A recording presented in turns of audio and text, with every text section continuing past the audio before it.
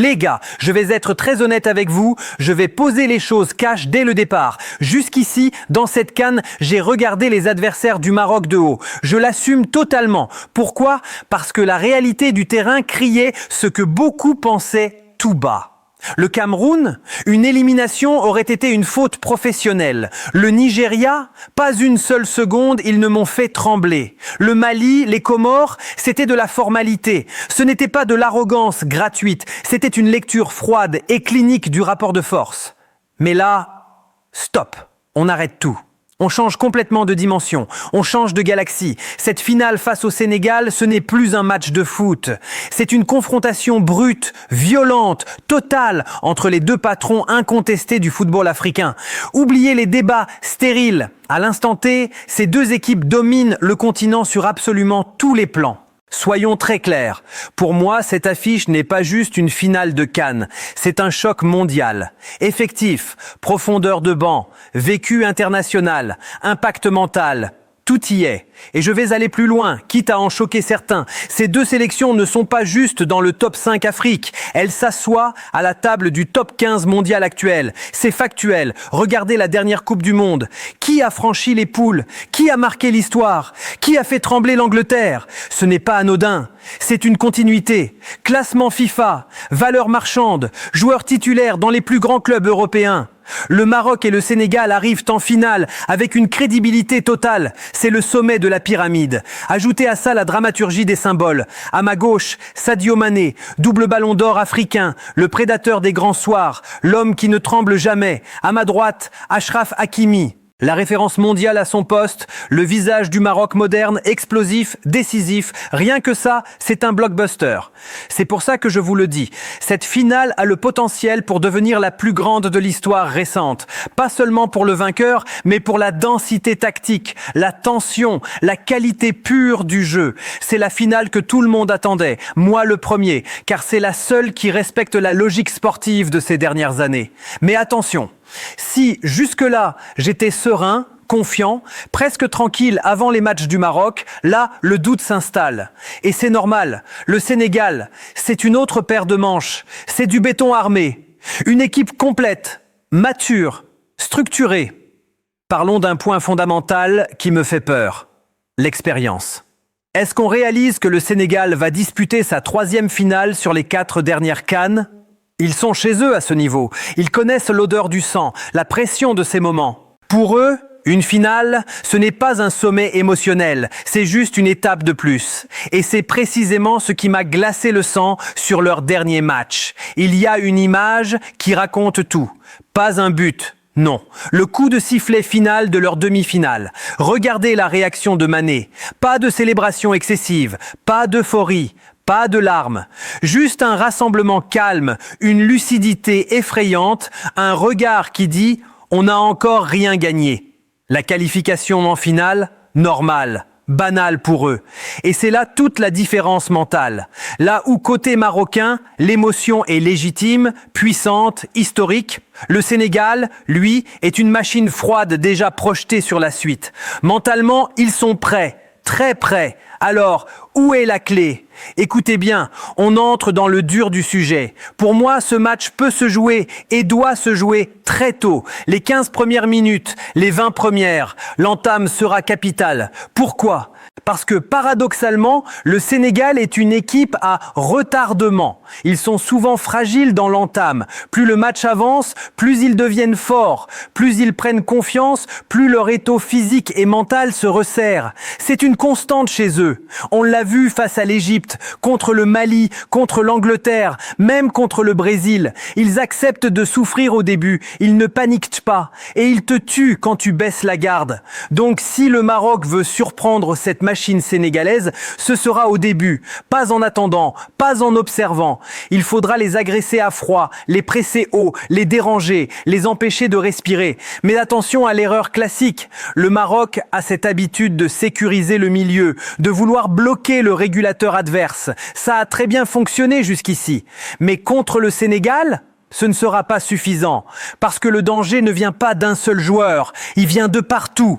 C'est une hydre à plusieurs têtes. Et c'est là que beaucoup font encore l'erreur aujourd'hui. Le Sénégal, ce n'est pas l'équipe de Sadio Mané. C'est une sélection où la menace est plurielle.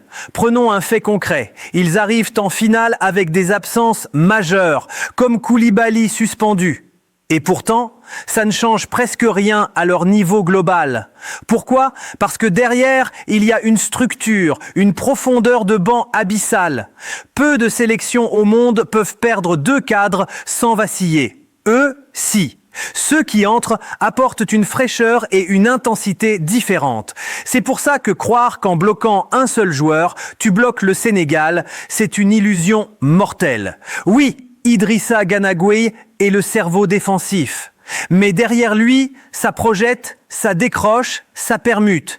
Les centraux montent, les latéraux sont des ailiers déguisés. Mané rentre à l'intérieur, le 9 attaque la profondeur, c'est un mouvement perpétuel. Et je vais insister sur un point, les latéraux sénégalais, offensivement, c'est un niveau au-dessus de tout ce que le Maroc a affronté jusqu'ici. Qualité de centre, volume de course, percussion, ils ne te laissent jamais tranquille. On en arrive forcément au duel qui va faire des étincelles. Hakimi face à Mané. Le duel de la décennie sur un côté. Hakimi, on le sait, n'est pas à 100%. Quelques pertes de balles inhabituelles récemment. Jusqu'ici, c'est passé. Face à Mané, la moindre erreur d'inattention, le moindre mètre laissé, ça se perd à cash. Surtout que ce Mané-là joue peut-être sa dernière grande finale. Il est en mission. Au milieu, le combat sera féroce. Le Sénégal a probablement le milieu le plus complet du continent. Physique, technique, tactique. C'est pour ça que le Maroc ne pourra pas se contenter d'un bloc médian passif pendant 90 minutes.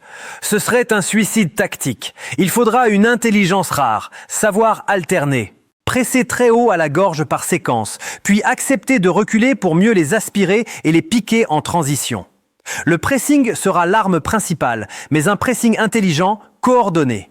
Exactement comme le Brésil les avait mis en difficulté. Mais attention, si ce pressing n'est pas fait ensemble, le Sénégal te punira en transition car eux aussi adorent ça.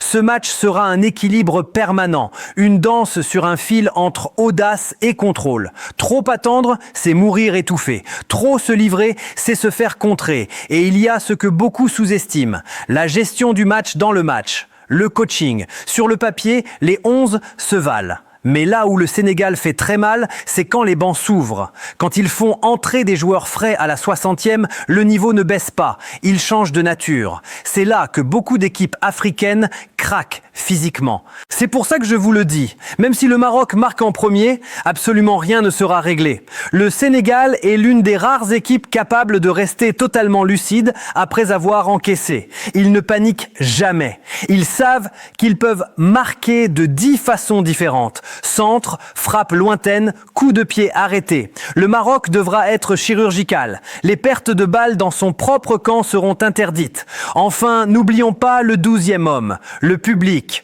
Jouer une finale dans un stade acquis à ta cause, ça compte énormément. Ça te porte quand les jambes sont lourdes. Mais attention à l'excès d'émotion. Le Sénégal, la pression hostile, ils s'en nourrissent. Ils ont gagné en Égypte face à un stade entier contre eux. Le Maroc devra trouver l'équilibre parfait entre la passion de son public et la lucidité glaciale nécessaire pour gagner une finale. Alors, quels sont les signaux à surveiller ? C'est simple. Si le pressing marocain est coordonné dès les premières minutes, si les récupérations sont hautes, c'est bon signe. Si le bloc recule trop vite, si les milieux perdent des ballons sous pression, alerte rouge. On est sur un duel de maturité, de lecture, de gestion émotionnelle. Oui, le Maroc peut gagner. Oui, le Sénégal peut l'emporter. Ce match ne se jouera pas sur la chance, mais sur des micro-détails, des timings, des décisions. Et je veux finir là-dessus. C'est crucial. Sortons de la culture de l'instant. Gagner cette CAN, ce serait immense. Mais la perdre en finale face à ce Sénégal, ce ne serait pas un échec. Ce serait la confirmation que le Maroc est installé durablement au sommet. Ce n'est plus un challenger romantique. C'est une puissance établie.